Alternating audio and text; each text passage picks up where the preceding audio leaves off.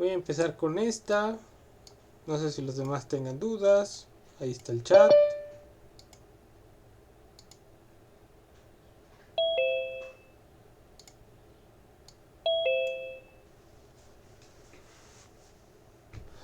Aquí me dice Mario Espinosa que valor de uso y de cambio.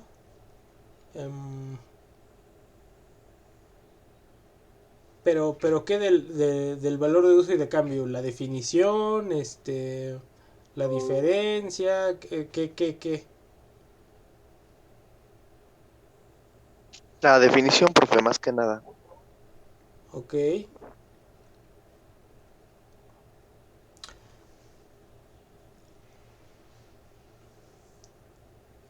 Bueno, el valor de uso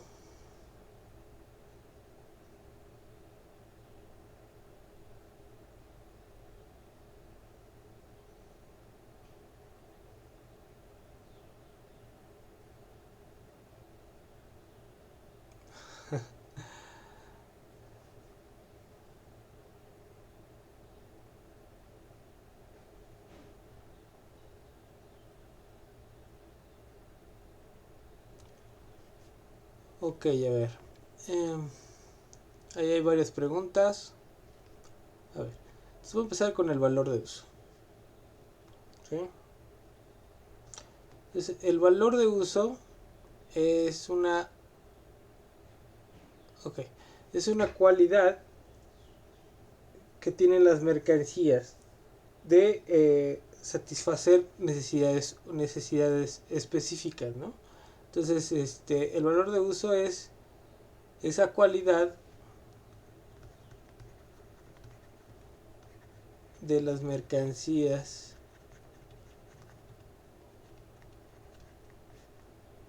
de ser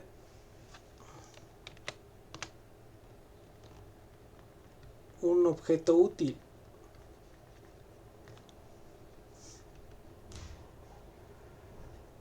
¿Sí? O sea, es útil porque satisface necesidades en general, ¿no?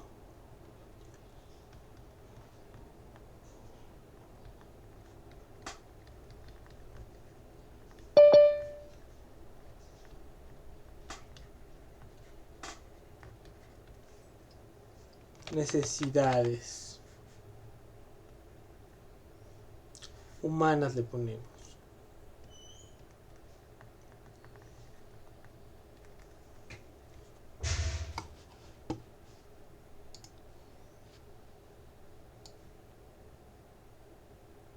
Ajá. Y el valor de cambio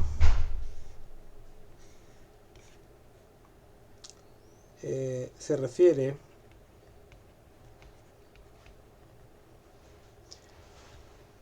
al hecho de que la mercancía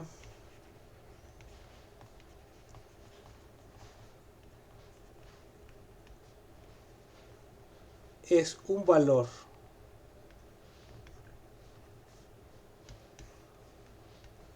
porque contiene una cantidad de trabajo para su producción.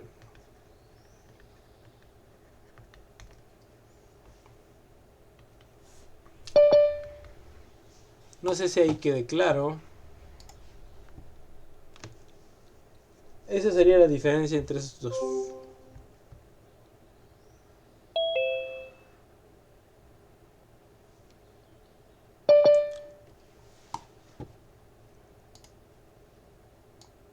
Profe, ¿me repite la de cambio? Es que no lo entendí al principio lo que dice. ¿Se refiere a qué? Al hecho de que la mercancía es un valor porque contiene una cantidad de trabajo para su producción. ¿Sí? Y la otra, el valor de uso, tiene que ver con que las mercancías son objetos útiles. Útiles porque pues satisfacen una cierta utilidad. ¿no? Una cierta necesidad, perdón, humana. Entonces es la diferencia entre esos dos. Y, y las dos son características de la mercancía. La mercancía tiene valor de uso y valor de cambio. ¿Sí? Entonces, la primera sería el valor de la teoría objetiva, o es la segunda. Es que también. A ver, para Marx, la mercancía tiene esas dos cualidades, ¿no? También para los marginalistas tendría esas dos cualidades. Sin embargo,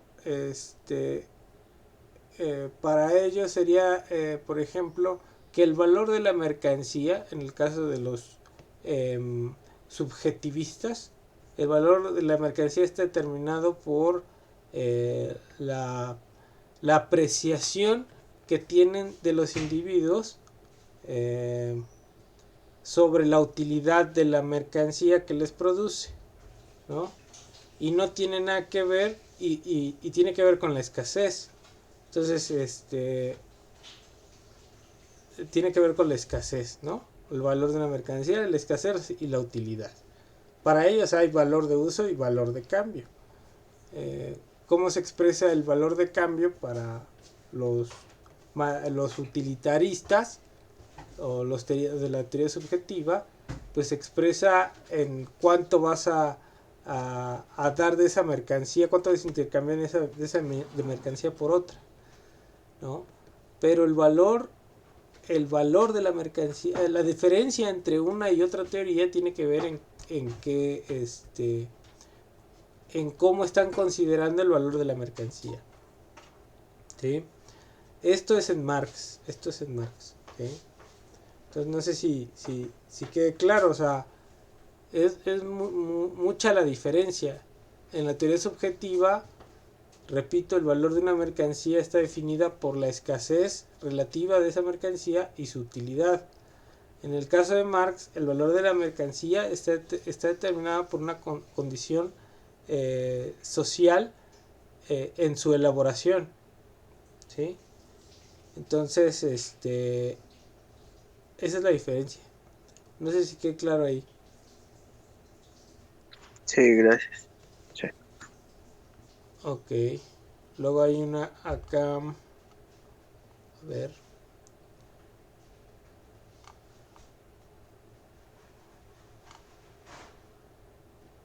Que queda composición orgánica del capital.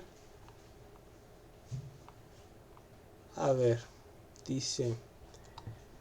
En la 18 dice Julio Pérez. Dice que se entiende por precios falsos. Ok. Entonces, si vieron el video de Adam Smith.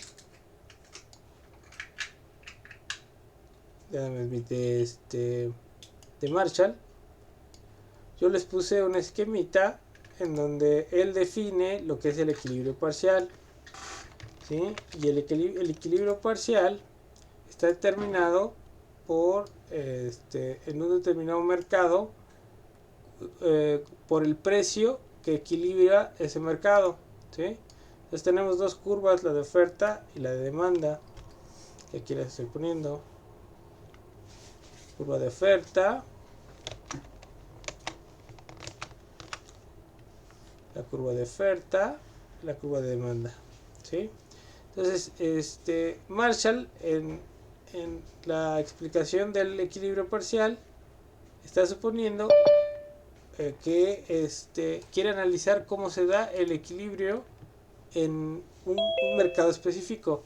Entonces podría ser, no sé, el mercado del azúcar. Podría ser el precio del azúcar y la cantidad del azúcar, ¿no? Entonces en equilibrio, cuando se cruzan la oferta y demanda, pues el resultado tenemos un precio de equilibrio y una cantidad de equilibrio, ¿sí? Entonces cualquier precio que esté por fuera, que sea diferente, cualquier precio diferente al precio de equilibrio es un precio falso.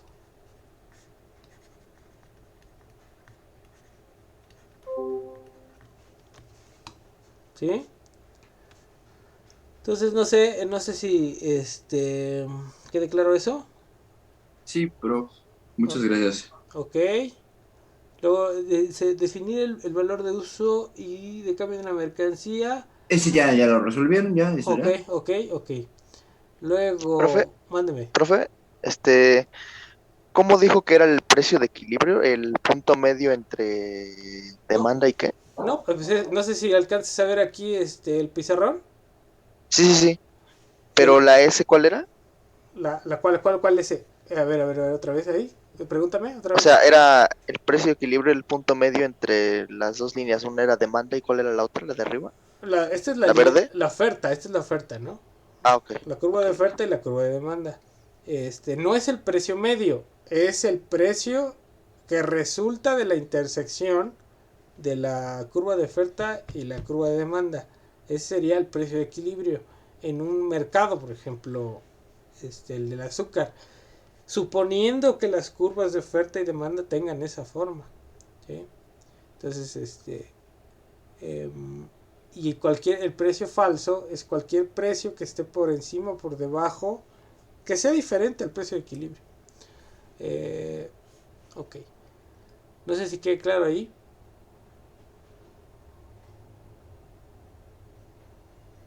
Sí, profe, gracias. Ok. Luego aquí dice, con respecto al primer cuestionario, se me ha hecho difícil entender la visión de Marx en el punto 23 y de ahí los puntos 24 y 25. Pues dime cuáles son los puntos 23, 24, 25, 26.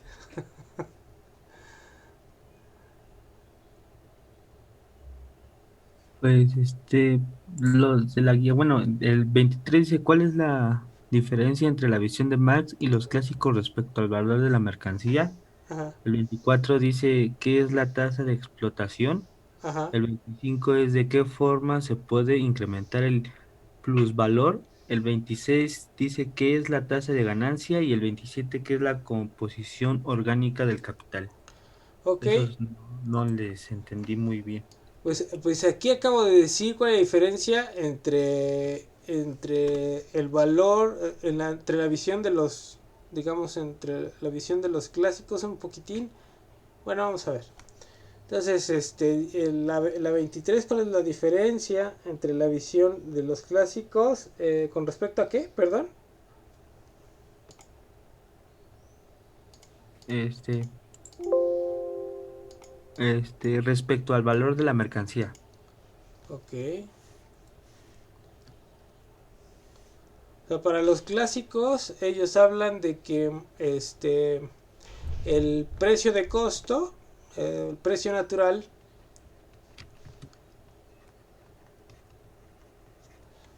está determinado por el costo de producción, ¿no?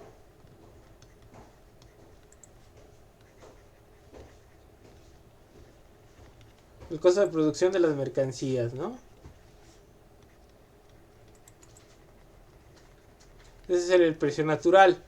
Sin embargo, el valor no se determina en el proceso productivo, ¿no?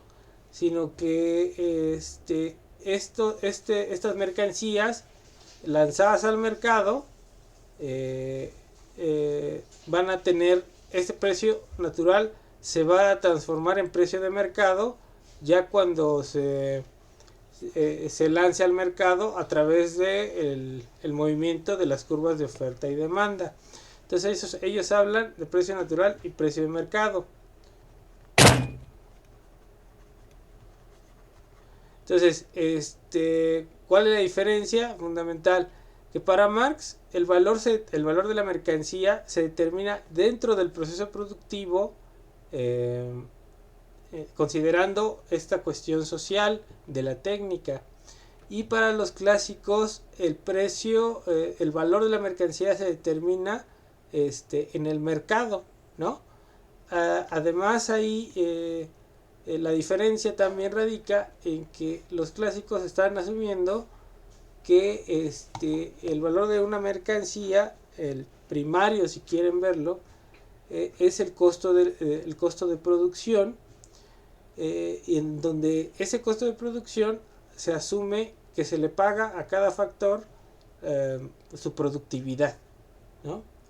Y Marx rompe con esa idea cuando dice que al trabajador no se le paga todo su trabajo, sino una parte que es el salario y que representa el costo de la reproducción de la mano de obra, que es diferente al trabajo que el trabajador realiza en el proceso productivo.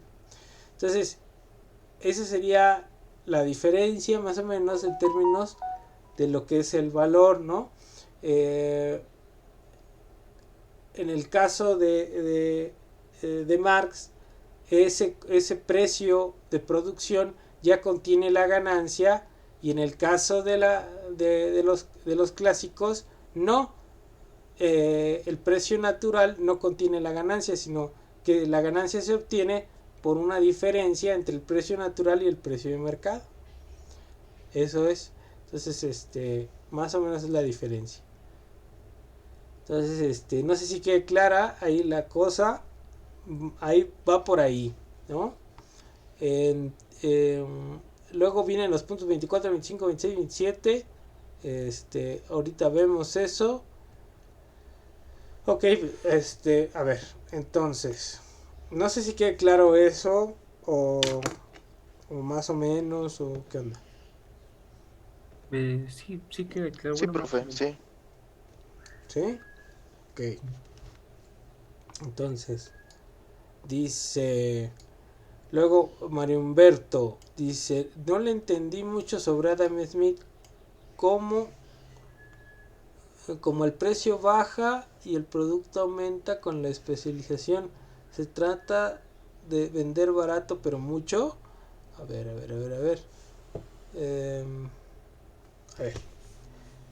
No sé si aquí leímos lo de la fábrica de los alfileres. ¿Sí lo leímos o no? Sí, sí la leímos. Ok.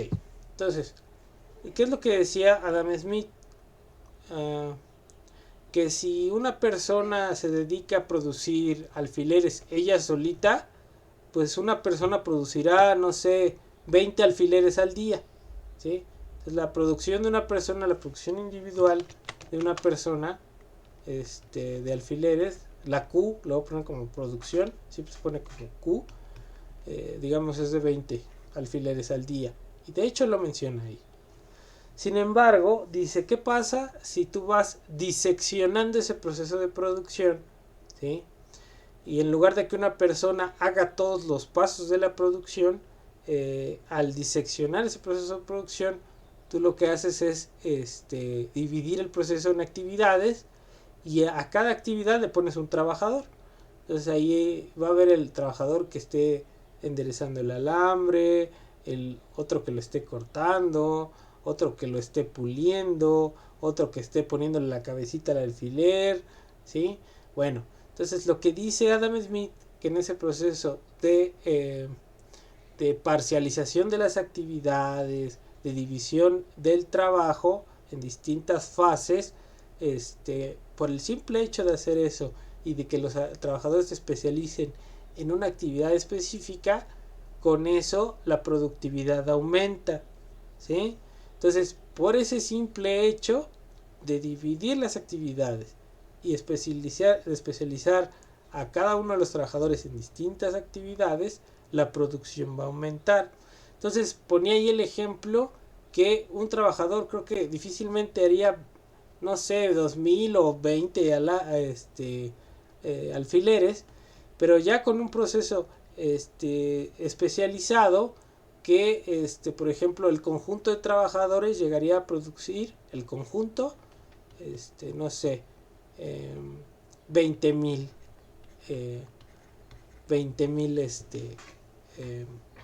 alfileres, ¿no? Entonces, la pregunta de Mario Humberto dice, ¿se trata de vender barato pero mucho? No, o sea, la idea en Smith no es de que vendas, o sea, que el solo hecho de especializarte, de dividir una labor en varias y especializar a cada uno en esa actividad hace que la productividad aumente, ¿sí? Entonces, ese hecho, si estás haciendo, imaginémonos que teníamos 20 trabajadores, y que cada uno hacía todas las partes del alfiler, pues si tenemos 20 trabajadores por 20, pues a lo más íbamos a tener 2000 alfileres, ¿no? 20 por 20. ¿O no? ¿O cuánto es? 400, ¿no? Sí, 20, sí. No, es que ahorita ya en la mañana está muy cañón. Sí, 400. Entonces, si tuviéramos, cada uno hiciera todo, pues lo más por esos 20 trabajadores, pues nada más lo máximo que alcanzaríamos serían esos 400, ¿sí? Pero si hacemos esa división del trabajo, podríamos alcanzar una producción de 20,000, ¿no? Y eso no tiene nada que ver con que vendas, sino el hecho de que en el mismo tiempo laboral, en lugar de producir 400, produces 20,000, ¿no? Entonces, si tú mides el costo salarial del día de trabajo, ¿no? O sea, ¿cuánto les pagarías? ¿Cómo está el salario mínimo hoy?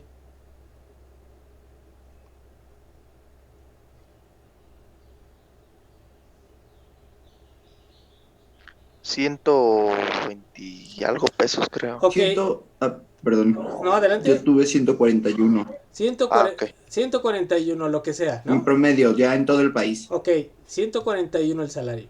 Entonces, en una jornada, eso es el salario mínimo diario, ¿no?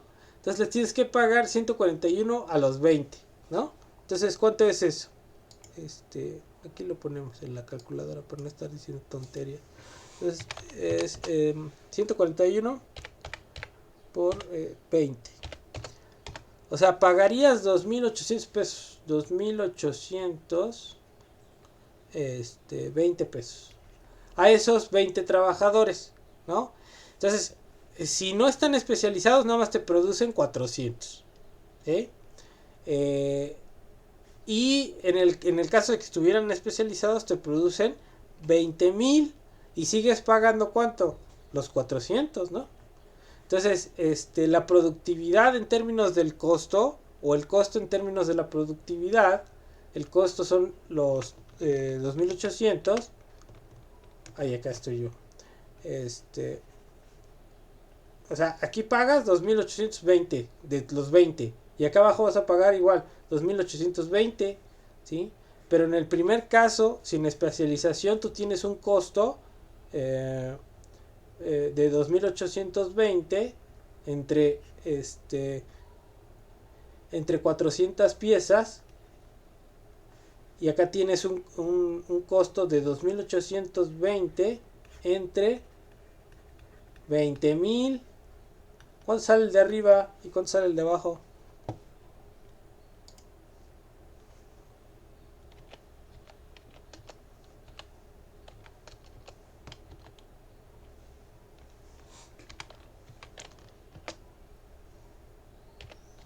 $2,820 entre 400 da a 7.05. Ok, espérate a ver. 7.05. Ujú. Ajá. ¿Y abajo? Y 2,820 entre 20,000. 0.141. 0.141. Entonces, esto me está dando el costo por unidad de alfiler. Entonces, en el primer caso, el costo es de 7.05. ¿Sí? ¿Por qué? Porque tengo 20 trabajadores que están haciendo todo el alfiler cada uno. Y en el otro caso, tengo un proceso en donde ya dividí las actividades, ¿sí? Y cada trabajador se especializa en algo, en una fase del proceso, y gracias a esa división del trabajo, yo obtengo mayor cantidad de alfileres. Y dado eso, el costo de producción se reduce a .141. ¿Sí? Entonces, ahí Mario Humberto, en el primer caso, ¿cuál sería el precio mínimo al que podría vender en el primer caso? Este es el primer caso y este es el segundo.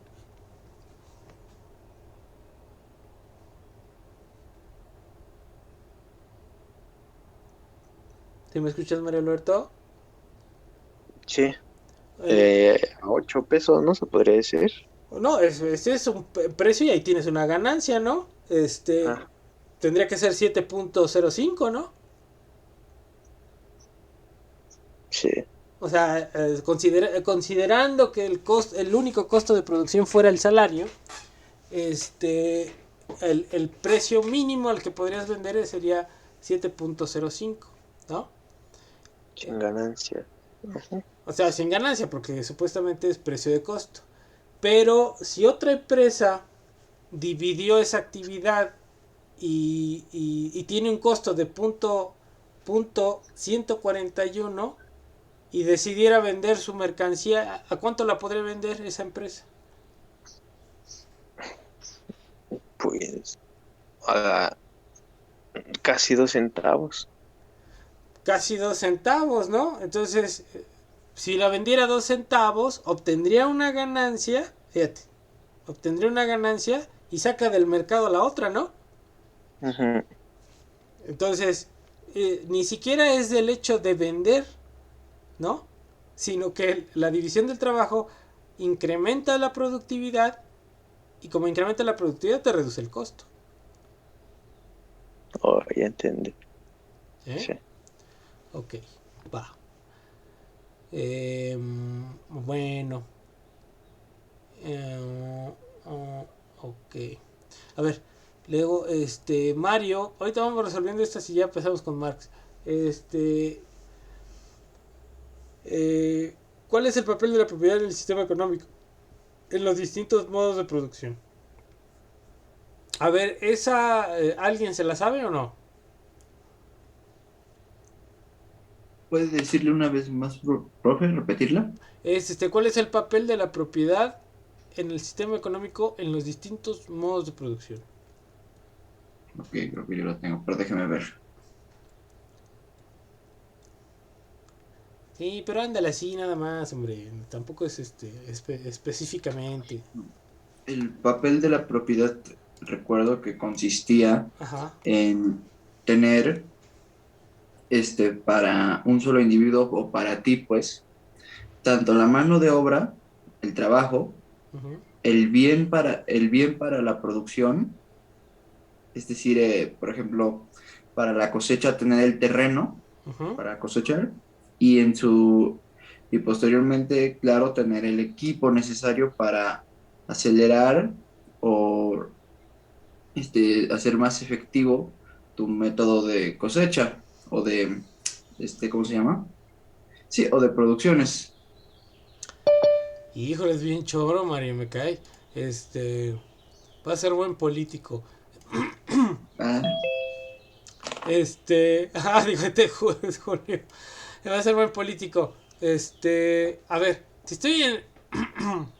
si estoy en el sistema esclavista, a ver, yo de qué soy dueño. Si soy esclavista, ¿de qué soy dueño? De de lo que nada, recolectes, ¿no? En el Ah, no, esclavismo, no, no, en el no, de esclavista. nada, de De la nada. mano ah, de obra, ¿no? Como, ajá, de la mano de obra como, nada más. Piensen en De hombres, ¿no? sí, soy poseedor de los hombres, pero aparte, por ejemplo, pensando en el sistema, en de el, la sis- tierra, ¿no? en el sistema romano, ¿no? O sea, el Pater Familias, que era la institución de la familia por excelencia en Roma, pues era dueño de la tierra, de los esclavos, de la esposa, de los hijos, ¿sí? Este, ¿Y eso a qué le daba derecho? En términos de todo eso. ¿A qué se creen?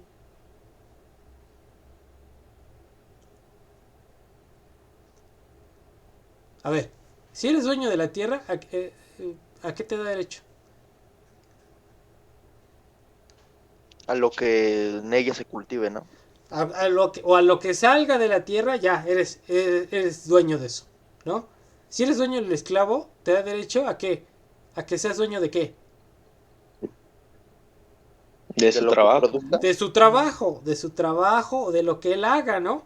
¿Sí? Si hace una tabla o lo que sea, no es mía.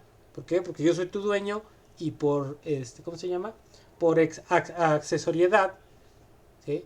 O sea, por ejemplo, si yo soy dueño de un terreno y de repente por mi barda, veo el árbol de aguacates del vecino, ¿sí? Lo que esté de mi lado es mío. Aunque yo no haya plantado el aguacate, ¿sí? La ley, por accesoriedad, ¿sí? Que esté colgando aquí las ramas, yo tengo derecho a cortar las ramas del árbol del vecino o a quedarme con la fruta o con lo que sea que esté dentro de mi propiedad, ¿sí? Entonces, yo puedo usufructuar, ¿sí? Lo que nazca de la tierra o lo que sea producido con lo que es de mi propiedad, ¿sí? Entonces, ¿qué papel tiene la propiedad en el sistema económico? Pues de que el dueño de la tierra o del hombre es dueño del excedente económico que se genera, ¿sí? Esa es la idea general. En cualquier sistema productivo, en la sociedad, en el comunismo primitivo, pues el dueño, el hombre no era dueño de nada, digamos, se compartían las actividades y se supone que harían una cierta distribución de los excedentes de manera equitativa. Cuando ya uno es propietario, ya no se reparte la riqueza de manera equitativa, ¿sí? Si uno es propietario es porque otro es desposeído, ¿sí? O sea, en el sistema esclavista yo soy propietario del esclavo, entonces el esclavo está desposeído ¿de qué?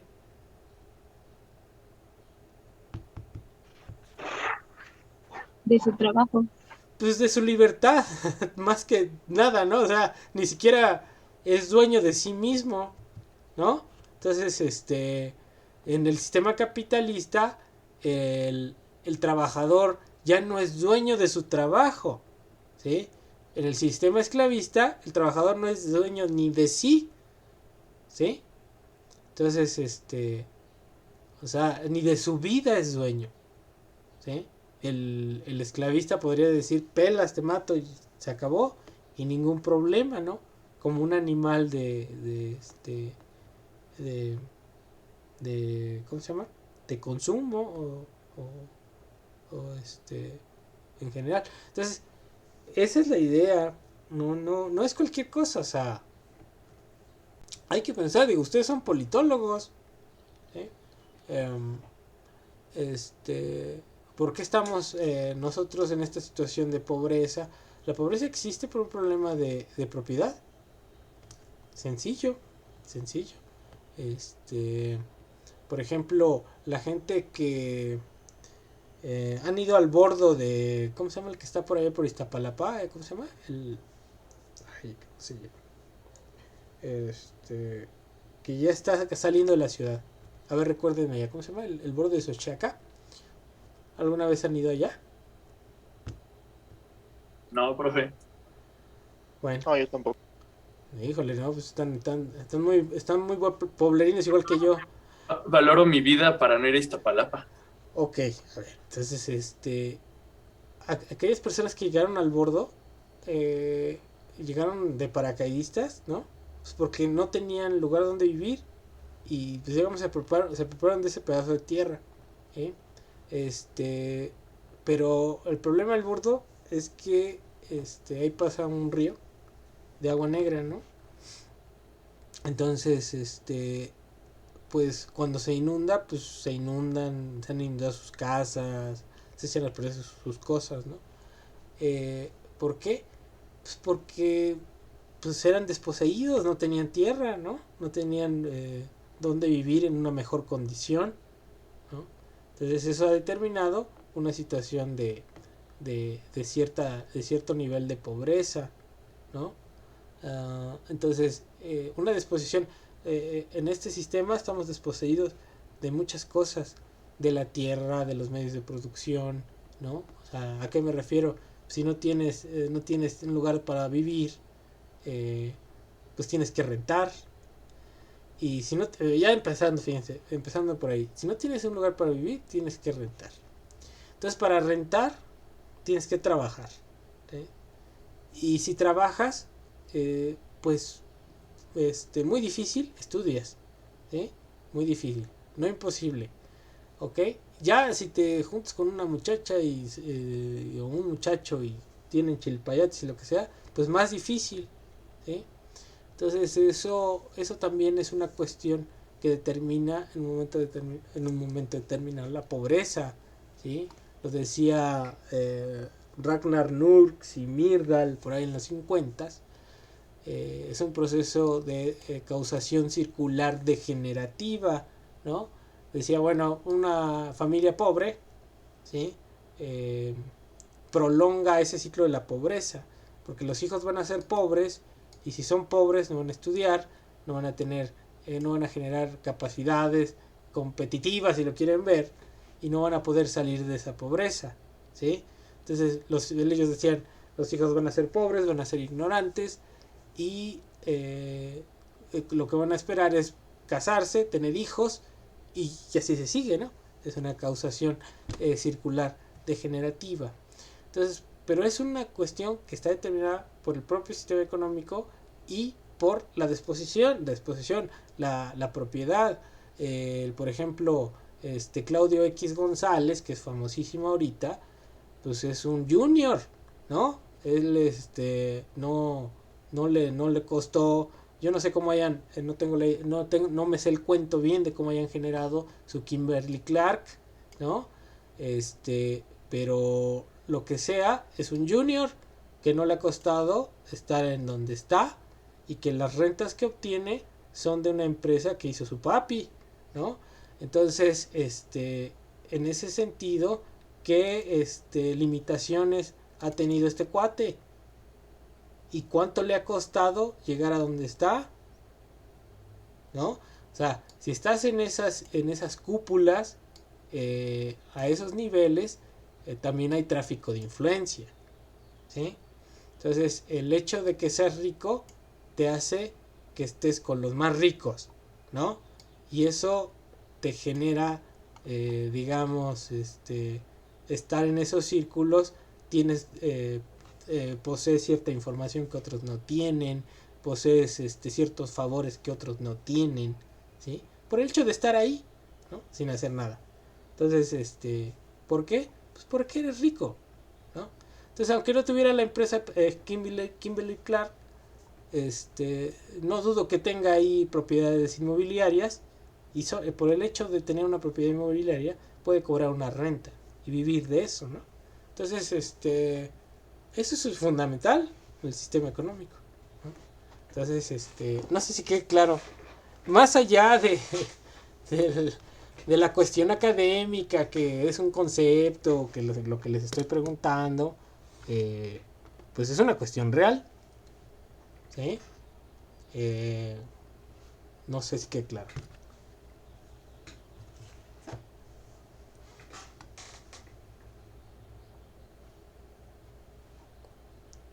No, pues esto nos deja mucho a reflexionar, prof, como siempre. Sí, profe, yo sí más o menos lo entendí, gracias. Sí, o sea, la propiedad te da el derecho de quedarte con los excedentes económicos, ¿no? Entonces, yo creo que ya hay que desmitificar la idea del emprendedor, ¿no? Esa es una tontería. Si quisieran ustedes ser empresarios, duramente llegarían a los niveles que tienen estos grandes empresarios. Desaparecen en el intento desaparecen. No sé si llegaron a ver, por ejemplo, esta empresa que... La de Sanísimo. ¿Si la conocen o no? Sí, que hacían galletas y tostadas, ¿no? Naturales, por así decirlo. Empezaron como una empresa, pues autónoma, digamos, ¿no? ¿Y qué pasó? ¿La absorbió quién, Bimbo? Bimbo, Bimbo. Entonces, a eso me refiero, o sea, si tienes una buena idea, si tienes una buena idea de negocio, pues no vas a poder solita subsistir en este mundo monopólico, oligopólico, en donde dominan estas grandotas, ¿sí? Entonces, no creas que vas a tener chance de convertirte en una grande, ¿no? O mueres o pegas lo suficiente para ser absorbido. Exactamente, o sea, entonces esa idea de que dicen, ay, no, es que Pepe y Toño y que Ana y Mari, no, son estupideces, cuento chino, o sea, realmente eso no es cierto. Ustedes pues me podrán decir, si yo les pregunto, a ver, pónganse a rastrear un caso o varios casos de éxito en donde una pequeña empresa que haya iniciado con un capital de 50,000 pesos, ¿sí?, se haya transformado en un monstruo como las grandes.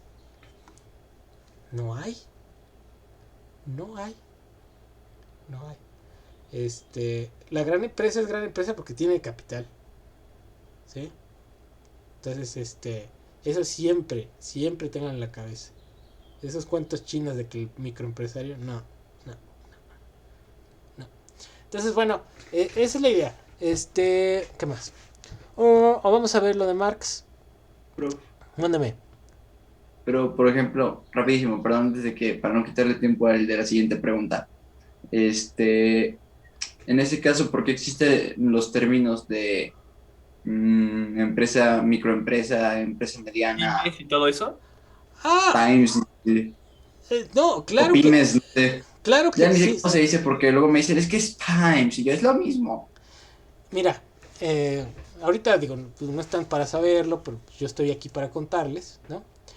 Eh, Obviamente existen empresas grandes, empresas medianas, empresas pequeñas y microempresas, ¿no? En México, ¿cuáles son las microempresas?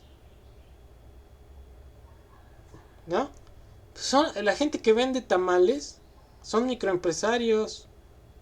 La gente que vende tamales, ahí con su bicicletita y su bote, son microempresarios. Eso es una microempresa, ¿eh? Podrá haber una más grandes, unos changarros. eh, por ejemplo, la de tortillería. Me parecería que llegaría, yo creo que... Es que hay que, para medir la micro y el tamaño, tienes que ver el monto de capital. Es una combinación entre monto de capital y, más bien, ventas y número de empleados, ¿no? Pero bueno, supongamos una tortillería. Una tortillería. Esa sería como una pequeña empresa. Una mediana, pues ya habla de no sé qué tiene de 50 a no sé cuántos empleados, ¿no? Y las grandes. Bueno, entonces lo que les cuento es lo siguiente. La gran empresa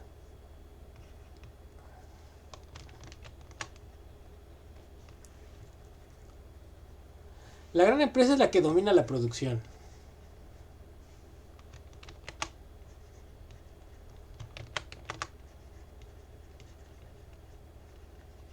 La producción en el sistema económico.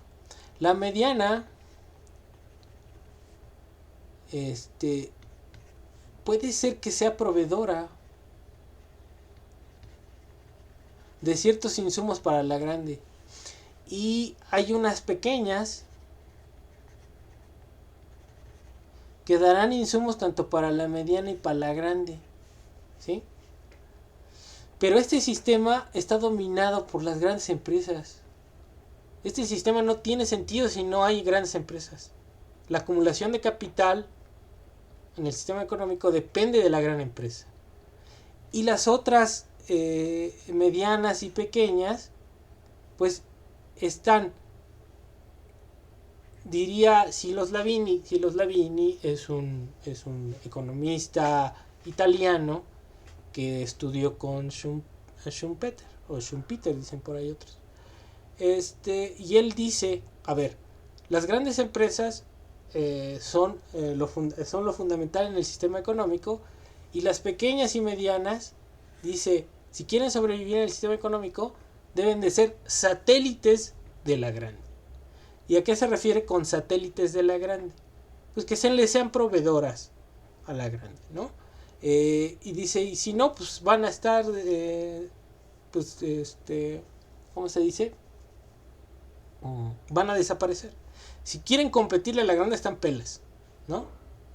Entonces, aquí lo llevamos con el ejemplo de Sanísimo. Pues hay pequeñas empresas, que esa no es pequeña empresa, sería mediana, una mediana empresa, que tiene un buen negocio, y si es muy bueno, la grande se las compra. Entonces desaparece la mediana y el negocio queda con la grande, ¿no? Pero al final, mediana y pequeñas están orbitando en esa, digamos, esa fuerza de atracción de la grande, ¿no? Per se, por ellas mismas, no podrían subsistir. Compitiendo con la grande, pues nunca. Entonces, esa es la idea. ¿Sí queda claro? Luego ahí tienen ahí los datos del INEGI. ¿Cuánto duran las pequeñas empresas? 1 o 2 años, ¿no? ¿Por qué? Porque ni siquiera son proveedoras de la grande, pues no sirven para nada. Se ahogan solitas entre gastos. Exacto. Que no tienen acceso al crédito, ¿no? No tienen acceso a los mercados de valores. ¿Por qué? Pues porque los mercados de valores y los bancos le dan crédito a quien tenga un colateral. ¿A qué me refiero con colateral? Pues una garantía. ¿Quién va a tener garantía? Pues las grandes. Ok, entonces, luego, a ver, Esther, lo del equilibrio, el método del equilibrio parcial, pues ya lo vimos aquí un poquito con esta gráfica. Lo que dice Marshall, el objetivo del equilibrio parcial es encontrar el equilibrio en un mercado específico, ¿no? Entonces, por ejemplo, si estamos suponiendo la oferta y demanda en el mercado del azúcar, ese es un mercado específico, una industria específica, y el análisis de Marshall trata de encontrar cuáles son las condiciones para que se dé el equilibrio en ese mercado específico, bajo ciertos supuestos, ¿sí? Entonces, si tú me dices el método del equilibrio parcial, ¿a qué se refiere? Pues en general es encontrar el equilibrio en un mercado específico o en una industria específica. Eso es el equilibrio, el método del equilibrio parcial, ¿sí?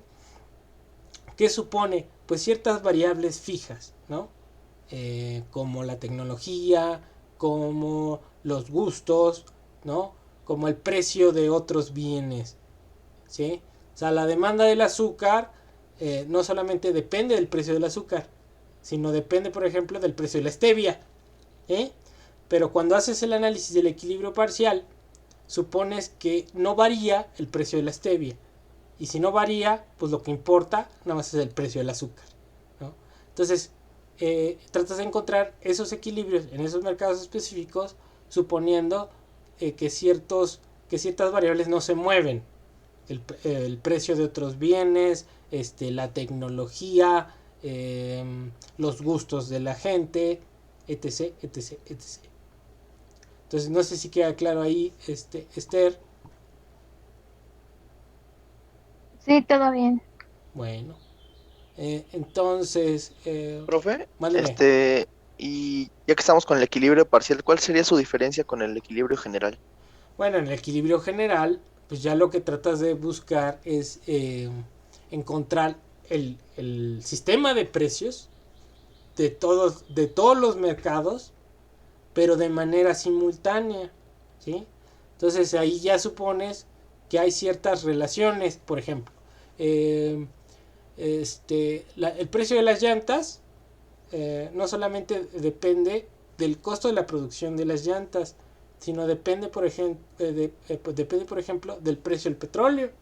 Si sube el precio del petróleo, se te encarecen los insumos para producir las llantas, ¿no? Y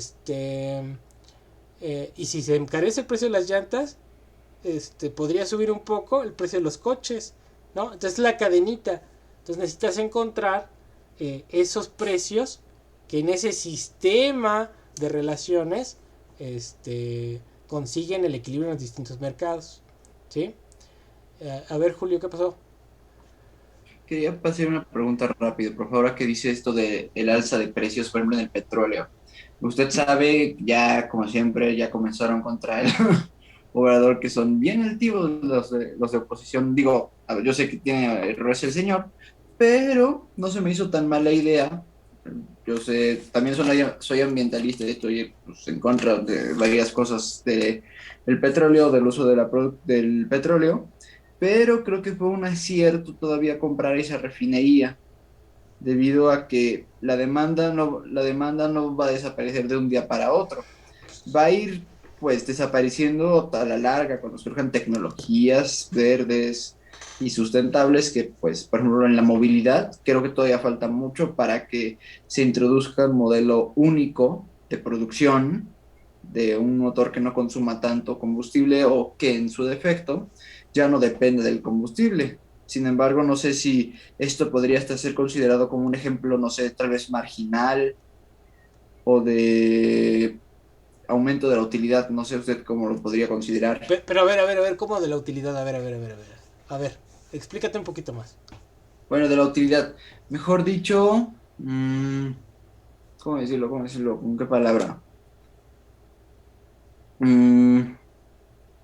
Pues sí, que no va a ser a lo largo del tiempo. Pues, Viable. no, viable, exacto. A ver, vamos a discutir esto que es interesante. Ahorita le entramos a lo otro. Porque a usted le sirve un debate contextual de la economía. Hablemos de Alemania, ¿sí? Alemania es de las economías más adelantadas en el cambio energético. ¿Por qué? ¿Por qué será? Porque no Porque produce, invirtieron no antes. tiene petróleo. ¿Cómo? No tiene petróleo y pues no tiene petróleo y pues depende de lo que le vendan. Entonces, aparte de que le venden, pues no le gana nada, lo que le conviene pues más que nada es irse a lo que es más barato, a largo plazo. A largo plazo lo más barato son las energías verdes. En el largo plazo, cuando se acabe el petróleo, ¿sí? Mientras exista petróleo, mientras exista carbón, lo más barato son las energías fósiles, mis hijos. Eso, las energías verdes son costosas, ¿sí? Hoy. Generar un kilovatio de energía eléctrica a través de energía fósil es mucho más barato que a través de la energía renovable. Ahora, Alemania, siendo de las naciones más avanzadas en el cambio del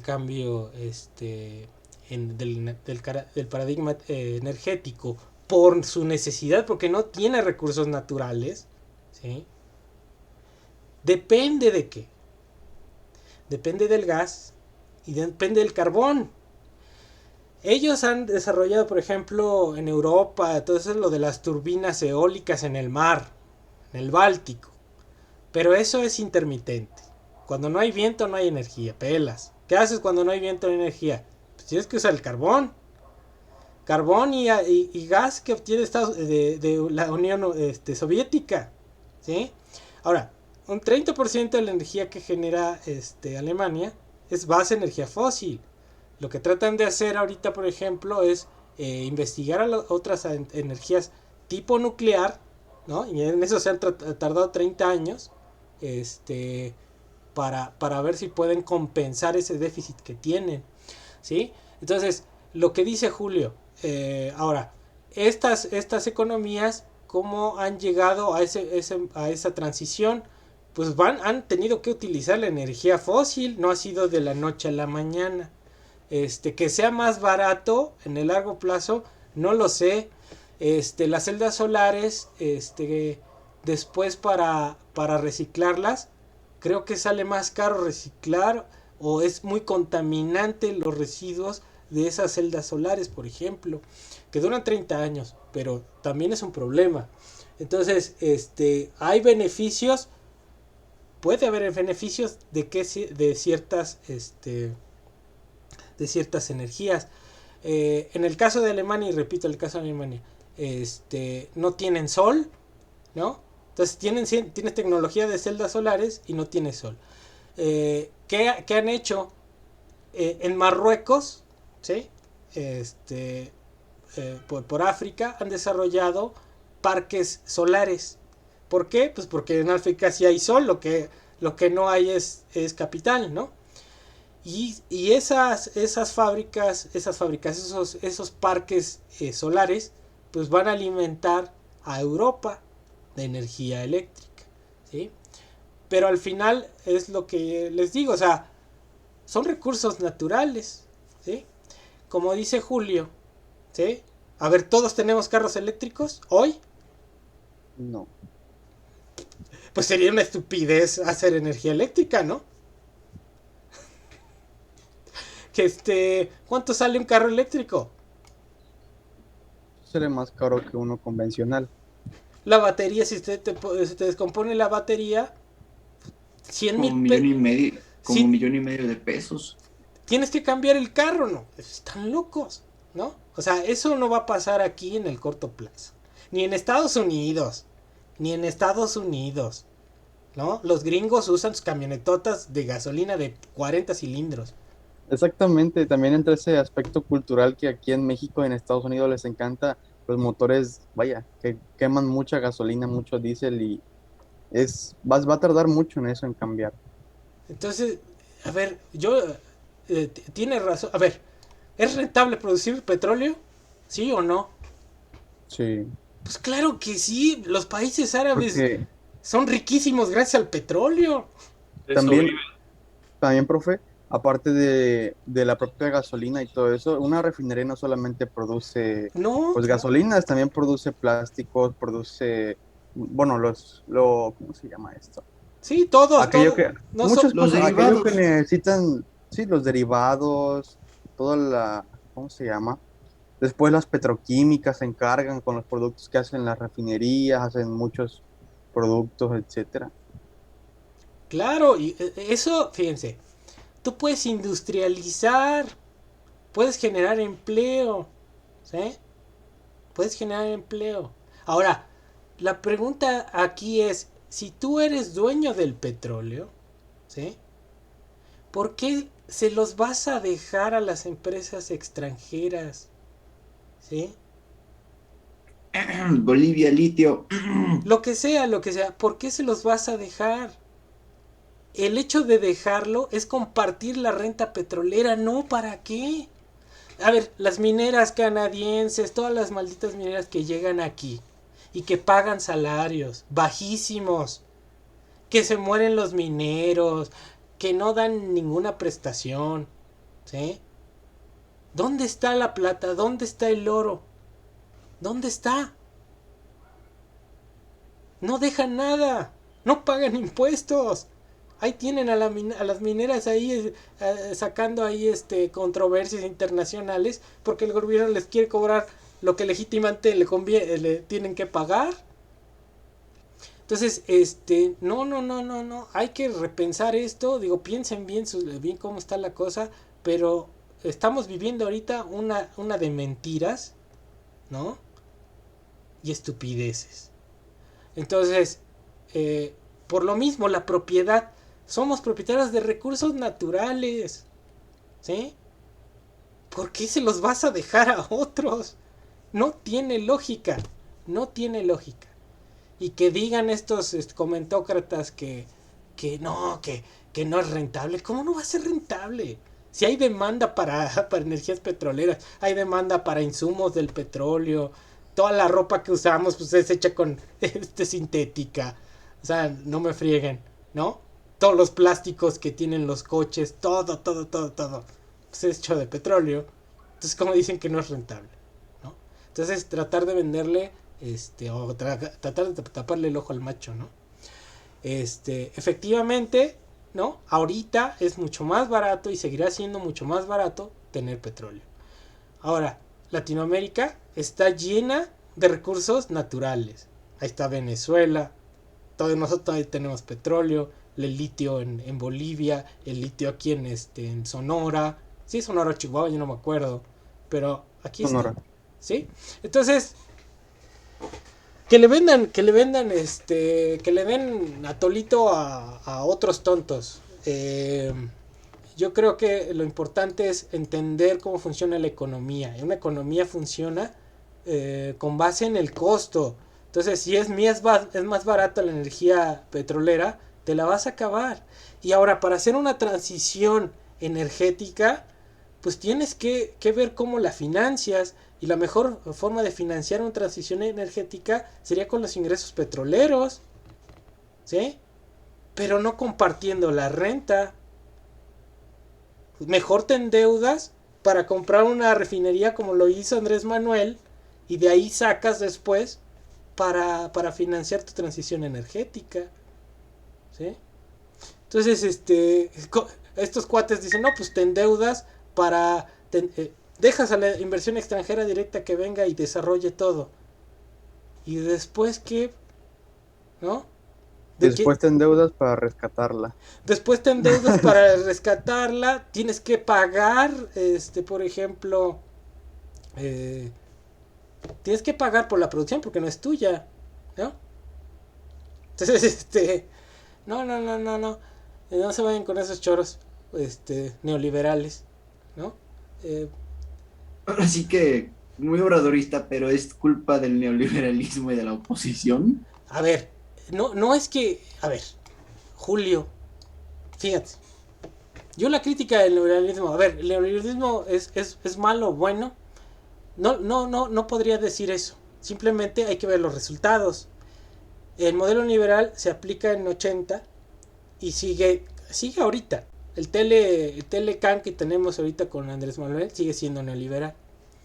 A ver, la cuestión es la siguiente. ¿Cuáles han sido los resultados de ese modelo? En términos de crecimiento, en términos de empleo. En estos 30 años creció el sector informal. En estos 30 años el PIB creció en promedio 2%. ¿Eso es exitoso? En estos 30 años, 40 años ha crecido la pobreza. ¿Eso es exitoso? Pregunto, cuando China crece al 10%, cuando Brasil creció, cuando estaba Lula, creció ritmo del 7%. Esa es pregunta, o sea, yo no estoy diciendo que el neoliberalismo sea malo o bueno. Los resultados son buenos, son eficientes. Las grandes empresas mexicanas ya no invierten en México. Bimbo invierte afuera, en el extranjero, Cemex en el extranjero, ¿no? Y si no invierten, pues no hay empleo. Esa es la lógica neoliberal. Tú te vas donde hay rentabilidad. Si aquí no hay rentabilidad, aquí no inviertes, te vas por otro lado. Y eso es bueno para el país. Que me acuerdo en el mundial del 18, ¿o no? 2008, ¿no? El de Rusia, no me acuerdo cuándo fue. Estaban bien orgullosos los televisos porque Bimbo tenía una planta en Rusia. Digo, no, pues está chido, pero en términos de empleo para México, ¿para qué te sirve?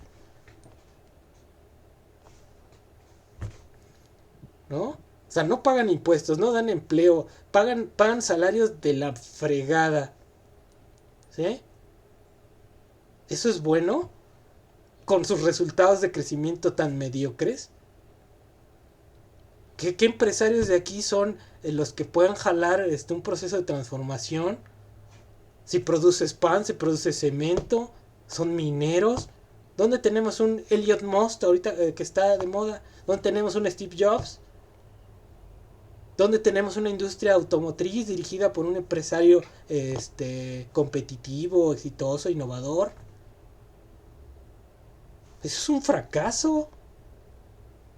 Es un fracaso del empresariado. Yo me he llegado ahorita a pensar que el problema del país son los empresarios. Entonces, ¿esos son buenos resultados? O sea, yo diría, más allá de que votes por alguien o no, resultados económicos. Cuestionen eso. Eso es todo, ¿no? Prefiero ser una economía comunista, como los chinos, pero crecer a un nivel, que te saque de la pobreza. Los chinos en los 50 se morían de hambre y ya resolvieron eso. ¿Sí? Aunque sea con ese capitalismo salvaje que tienen, dominado por un partido, socialista, si quieren verlo. A ver, adelante, Mario. Sí, nada más para comentar ahorita lo que usted acaba de decir, de que los empresarios empiezan a ser un problema para el país. Yo estoy ciertamente de acuerdo con eso porque hice un ensayo sobre las energías renovables ahorita que estamos hablando y me puse a investigar bien a fondo y la onda de las plantas eólicas y solares en nuestro país está muy sucio, muy manoseado en ese asunto, porque son las empresas grandes como Bimbo, Grupo México y muchas de esas empresas las que atraen la inversión extranjera y al final todo lo que vemos, todos los beneficios de esas plantas eólicas y solares, se lo quedan unos cuantos y ya no le pagan ni la renta ni los terrenos a la gente que era que era la dueña original de esas partes de tierra donde se construyeron esas plantas. No, Entonces todos esos y los grandes corren, empresarios, Mario, y los corren. sí, Los sí, corren sí, de sí. sus tierras.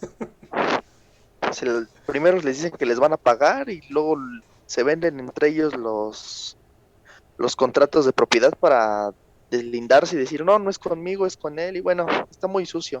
Y pues sí, los grandes magnates en nuestro país, en vez de ser un apoyo a la gente, pues ya empiezan a ser un obstáculo y un político más.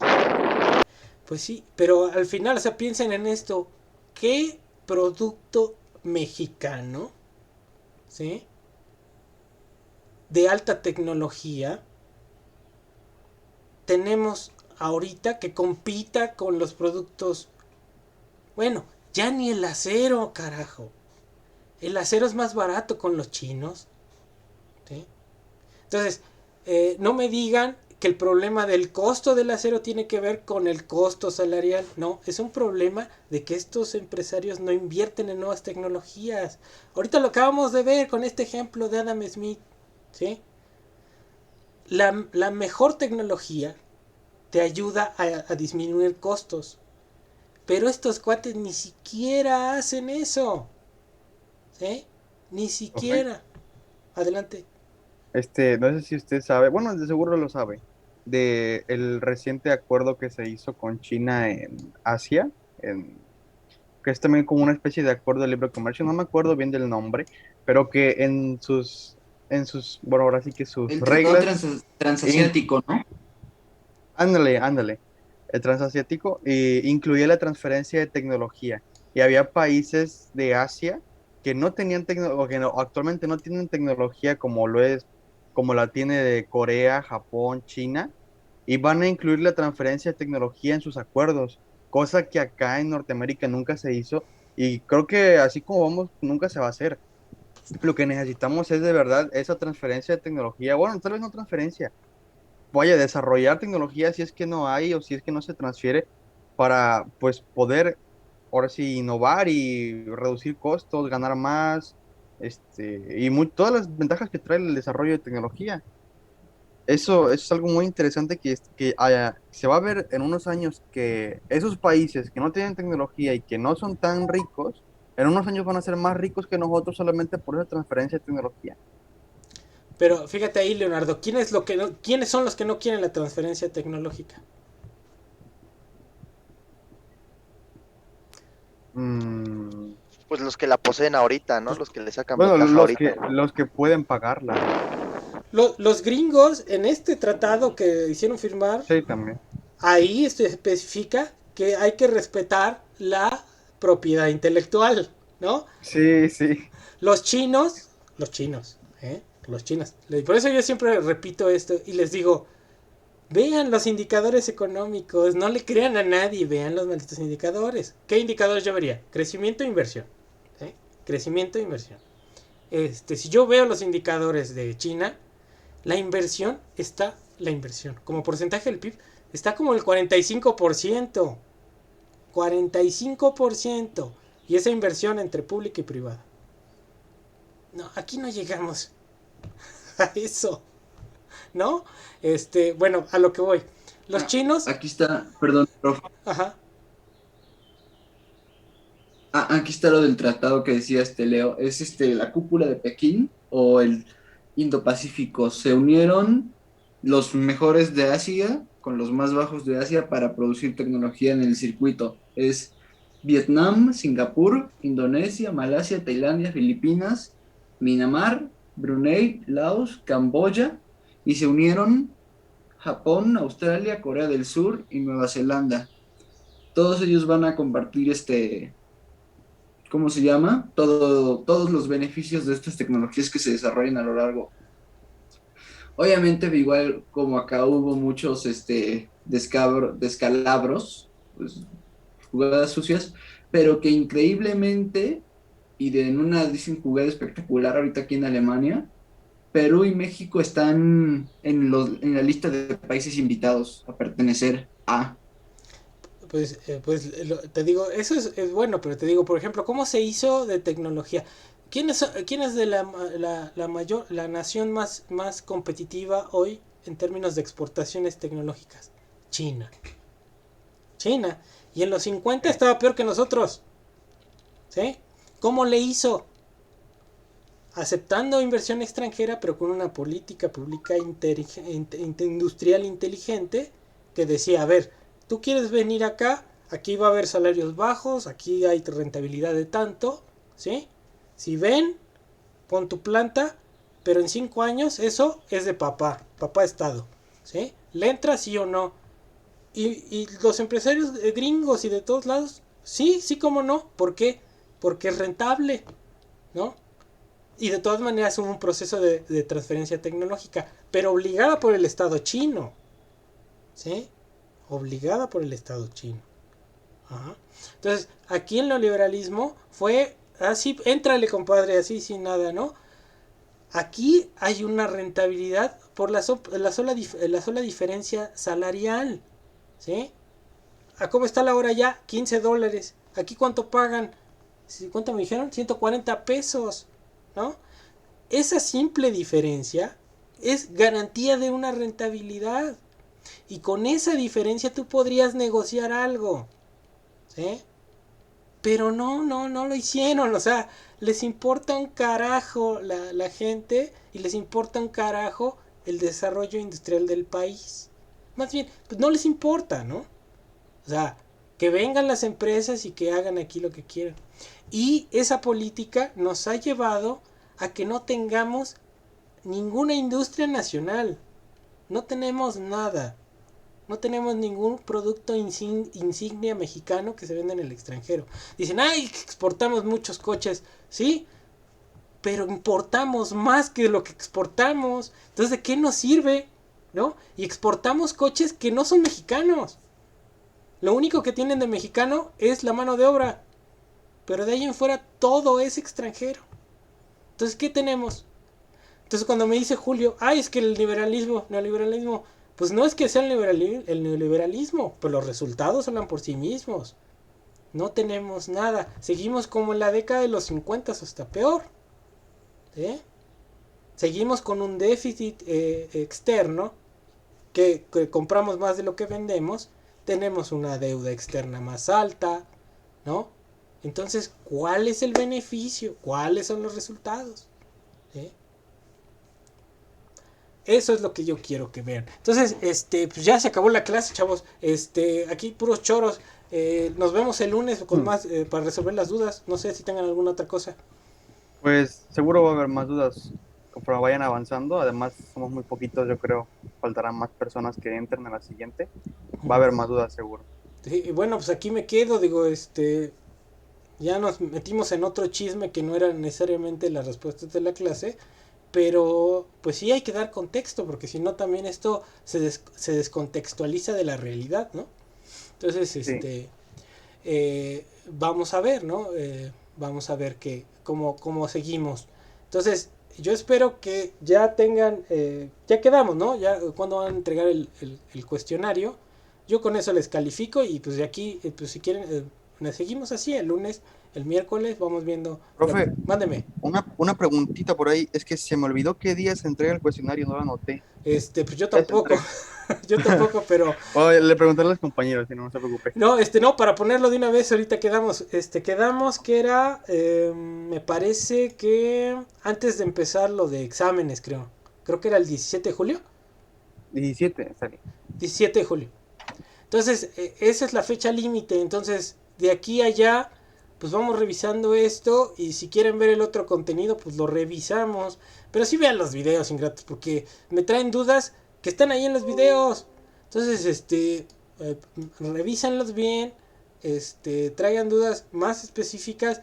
A mí no me molesta que aquí volver a dar las cosas de aquí. Realmente no. Me pregunten lo que les dé la gana. Pero sí, denles otra vueltita a los videos para que vengan un poquito más frescos, ¿no? A mí sí me gustaría que esta clase fuera de discusión, no de monólogos, ¿no? Entonces, bueno, eso es lo que yo les pediría de aquí a lo que hagamos, ¿no? ¿Está bien, profe? ¿Les parece a todos los demás? Sí, profe, todo bien. Sí, profe. Sí, profe, está bien. Profesor. Órale, pues. Entonces, pues nos estamos viendo. ¿Por qué entraron tan poquitos? No lo sé. Sí, pero bueno. ¿Sale? Hay unos vidrios. Va que va. Vale, Cuídate, profe. muchas gracias. Órale. Bueno, hasta luego. Hasta luego. Sale.